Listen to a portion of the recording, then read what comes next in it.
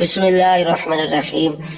جی ہم اپنے بچوں کو جو ناظرہ قرآن پاک پڑھنے آتے ہیں ہمیں چاہیے کہ انہیں سنی بنانے کے لیے کوشش کریں اور موجودہ جو بدعتی گمراہ فرقے ہیں ان کی پہچان کرواتے رہیں اس انداز سے۔ بچوں یہ بتاؤ کہ اس وقت اہل سنت کو کتنے فرقوں سے واسطہ پڑا ہے؟ کن کن سے؟ خارجی کون ہے؟ رافضی کون ہے؟ شیعہ۔ اور یہ وہابی ہمیں کیا کہتے ہیں؟ مشرک اور بدعتی۔ مشرک ہمیں کیوں کہتے ہیں؟ ہم درباروں پہ جاتے ہیں۔ درباروں پہ جانا ضروری ہے؟ نہیں۔ اگر کوئی جائے تو مشرک ہو جاتا ہے؟ نہیں۔ کیوں؟ کہ وہ اللہ کے ولی کا وسیلہ اختیار کرتا ہے، اسے خدا نہیں سمجھتا اور پوری امت جاتی رہی ہے۔ اور یا رسول اللہ کہنا یہ شرک ہے؟ نہیں۔ کیوں؟ کیونکہ ساری امت صحابہ کرام اور ساری امت آج تک یا رسول اللہ پکارتی رہی ہے، تو کیا وہ معاذ اللہ مشرک ہے؟ نہیں، بلکہ یہ اس بات کو شرک کہنے والے خود جاہل ہیں، انہیں اللہ کی شان کا پتہ ہی نہیں۔ کہتے ہیں درباروں پہ جانا شرک ہوتا ہے، اللہ تعالیٰ کا تو دربار ہے ہی نہیں، شرک تو کہتے ہیں برابری کو، تو پھر برابری کیسے ہوگی؟ یہ جاہل لوگ ہیں۔ بدعتی ہمیں کیوں کہتے ہیں؟ گٹھا چومتے ہیں میلاد کرتے ہیں، اذان سے پہلے درود پڑھتے ہیں، تو یہ ہمیں بدعتی کیوں کہتے ہیں کہ یہ نئے کام ہے؟ تو کیا یہ نئے کام نہیں کرتے؟ مسجد میں اذان دیتے ہیں، اسپیکر پر اذان دیتے ہیں، اتنا لاکھوں میناروں پہ خرچ کرتے ہیں، چٹائیوں پہ خرچ کرتے ہیں، تو ان سے پوچھنا چاہیے کہ یہ کام صحابہ نے تو نہیں کیا، تو تم جو اتنا خرچ کر رہے ہو، نئے نئے کام کر رہے ہو، تو کیا اس پہ ثواب نہیں ملتا تمہیں؟ بھائی مینار بناتے ہو، لاکھوں لوگ آتے ہیں، ثواب کی امید رکھتے ہیں یا نہیں رکھتے؟ رکھتے ہیں۔ تو کیا صحابہ نے مینار بنا کے ثواب لیا ہے؟ نہیں۔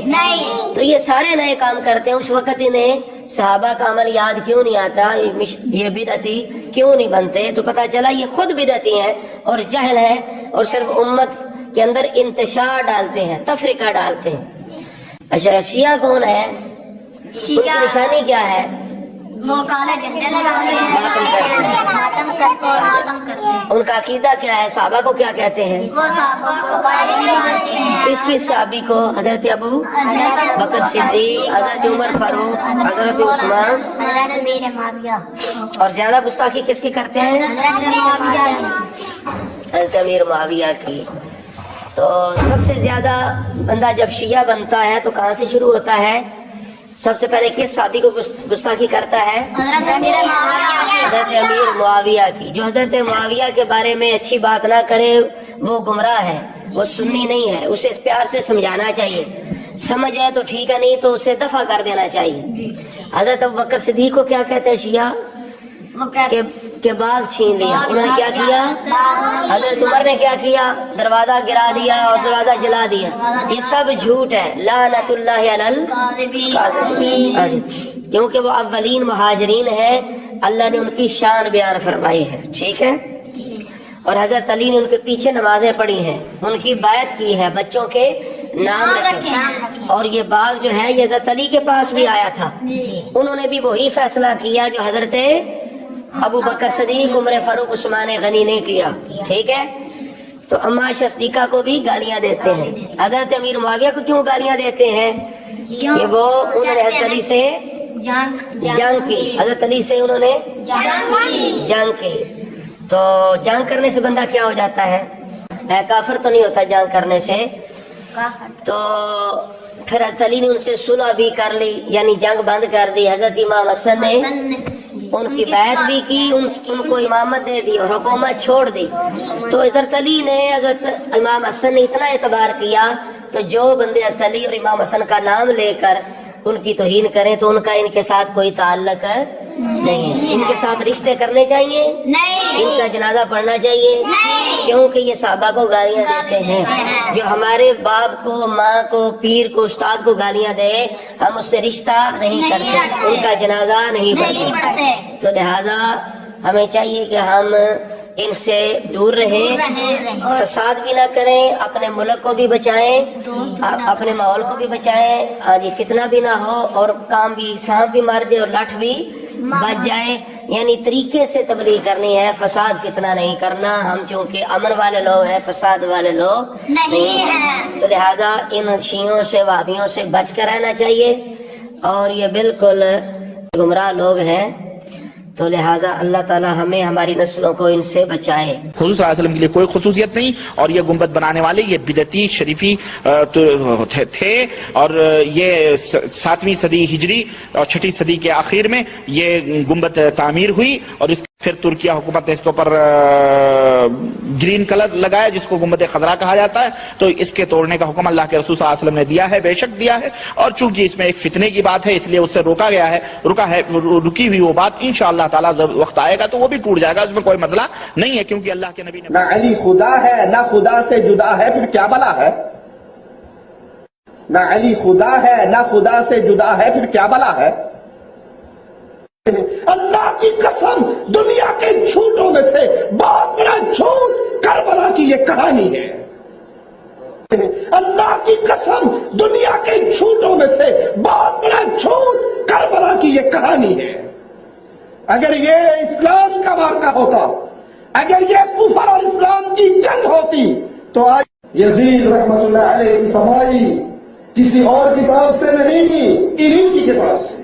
صرف حضرت حسین جا رہے تھے، یہ ایک حادثہ تھا، واقعہ تھا، یہ ایک اختلافی چیز تھی، یہ کوئی کفر و اسلام کی لڑائی اور جہاد. ہمارے اکابر کو کافر کہیں، اس سے وہ خود تو کافر نہیں ہو جاتے. یہ بھی سن لو کہ تک صحابہ کو کافر کہنے سے آدمی کافر نہیں ہوتا. یہ اپنے ہی اکابر کے فتاوا میں میں نے پڑھا ہے. اور خواجہ مطلب ہجڑا ہی تو ہوتا ہے. آپ دیکھیں ڈکشنری کی کتاب فیروز اللغات میں خواجہ کے معنی ہجڑا بتایا ہوا ہے. فیروز اللغات میں خواجہ کے معنی ہجڑا بتایا ہوا ہے. اب وہ مختلف قوموں میں مختلف معنی ہیں بہرحال، لیکن ہمارے یہاں خواجہ ہجڑوں ہی کو کہا جاتا ہے. چنانچہ ہمارے یہاں جو ہیں اجمیر شریف میں جو خواجہ غریب نواز ہیں، اللہ کی قسم بتا رہا ہوں، مجھ سے تو باقاعدہ اس نے بیان دیا کہ وہ پورے ہجڑے اور ہندوستان، پاکستان، بنگلہ دیش سے ٹرینیں ان کے لیے فری ہوتی ہیں. اور یہ رجب کا مہینہ آ رہا ہے، یہ آج جمادی الثانی ہے نا، یہ رجب 6 رجب کو ان کا عرس شروع ہوگا، اور آج ہی سے بھیڑ شروع ہوگی، اور چاروں طرف سے وہ ڈھولے ڈپڑیاں لے کے سارے ہجڑے وہاں جمع ہوتے ہیں. اور ان سے کہا جائے تو کہتے ہیں کہ جی ہماری قوم کے لوگ تھے، ہماری قوم کے حضرت تھے، ہم ہی نہیں، اگر عرس میں حاضر ہوں گے تو ہماری برادری کے لوگ ہمیں نکال. یہ خواجہ جس کا معنی میں نے بتایا ہے، خواجہ کے معنی ہجڑے ہی ہوتے ہیں. سارے صوفیوں کا سردار ہے یہ خبیث. اور مجدد دین ملت امام احمد رضا فاضل بریلوی نے اپنی کتاب ملفوظات میں، اسی طرح سے فتاوی افریقیہ میں بڑے ہی شیخ کبیر اور کبریت احمر کے نام سے اور رضی اللہ تعالی عنہ کے نام سے اس مردود کو یاد کیا ہے. ظاہر ہے شیطان اولیاء الشیطان ہیں، یہ شیطان کا دوست ہوتا ہے، یہ بھی شیطان وہ بھی شیطان.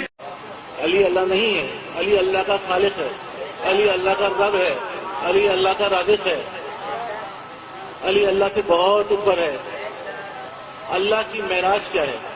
اللہ کی معراج یہ ہے کہ وہ در سیدہ جل شانہ پر اپنی داڑھی سے جھاڑو لگاتا ہے. اللہ کی معراج یہ ہے کہ وہ در سیدہ جل شانہ پر سجدہ کرے. اللہ کے سر کا تاج جناب سیدہ کی نالین کی مٹی ہے. جناب سیدہ جل شانہ کی نالین کی خاک میں اللہ پوشیدہ رہتا ہے.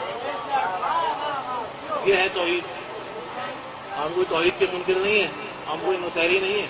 نصیری تو صرف کہتے ہیں علی اللہ، ہم کہتے ہیں علی خالق اللہ، علی رازق اللہ، علی رب الارباب، علی پروردگار اعظم، علی مولائے کل، علی امام حق.